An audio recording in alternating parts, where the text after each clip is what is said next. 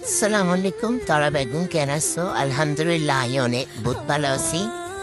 আসলে যে তরলে ঠিক ঐতিহ্যবাহী খাবার জীবন মধুবাত এবার আসলে ভাদ মাস আইলে আরা বেগুনে হাই তার ভিড়ে মধুবাত এন আর ঐতিহ্য খাবার তার ভিড়ের রেসিপি তরল শেয়ার না করে কিন্তু মধুবাত রেসিপি শেয়ার করে ফেলে চলেছি। আসলে খুবই কম উপকরণ দিয়ে না তৈরি হয় এই মধুবাত গো।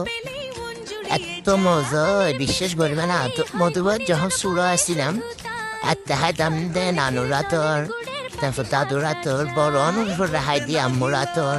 এখন নিজে রান্না করি। আসলে যে রান্না করুক না কেন আলাদা আলাদা টেস্ট। দাদুরা তোর আলাদা টেস্ট, নানুর হাতের আলাদা টেস্ট, মার হাতের আলাদা টেস্ট, আর নিজের হাতেরও আলাদা স্বাদ আছে। মানে প্রজন্ম লই মধুবাতির চলেন মাসাল্লাহ দিলি এত মজা। মধুবাত তখন শুরুতে শুনতাম যে মধুবাত খাইলে নাকি নেশা হয়। আসলে এই নেশাদের আর তুন তো হনরহম ন লাগে তোরা তুন হইলে লাগে তোরা শেয়ার করিবা একবার ঘরে তুমি যে ট্রাই করিবা যার রেসিপি দিয়ক মার হোক বা দাদির হোক নানির হোক বা আর ভিডিও সেখানে মধুবাতের রেসিপি বে ট্রাই করে হাইবা।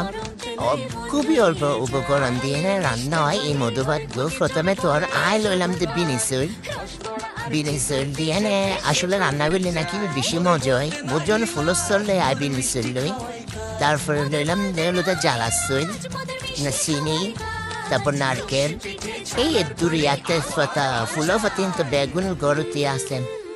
আসলে তোরা যারার ঘরত হ্যান্ড ব্লেন্ডার নাই তারা হলো দেয় ডেলিগুলো নিয়ে আসে। ডেলিগুলো কিন্তু গুড়ি ফেলেবা সুন্দর করে আসে না। তারপর আই কেক বানায় কেক মেক করি এত লাতুন হ্যান্ড ব্লেন্ডারে বা আসি আয় হাতে হ্যান্ড ব্লেন্ড দিয়ে না একদম মিহি করিয়ে নিয়ে নামিশ করে ফেলি বা তোর দিলে প্রথমে রান্না করি ফেলেবা।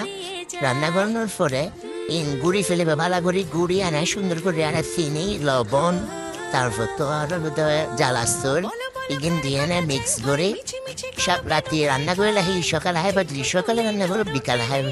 আসলে রাতে সাথে সাথে রান্না করে সাথে সাথে হান যায় কিন্তু রাতে রান্না করলেই বা আলাদা সাদা বের মাসাল্লাহ বহুত মজা। একটা শুরুতে শুনতাম যে যাদের ঘরত মেজি বলো মধুবত বয়ে তার ঘরত আফ ঢুকিয়ে হতটা শুধু তাই না জানি আর ঘরত ট্রাফ নদুকে মাসাল্লাহ বহুত মজা ইগিন যত হাই তত ভালো লাগি। আসসালামু আলাইকুম, ভালো থাকিবেন।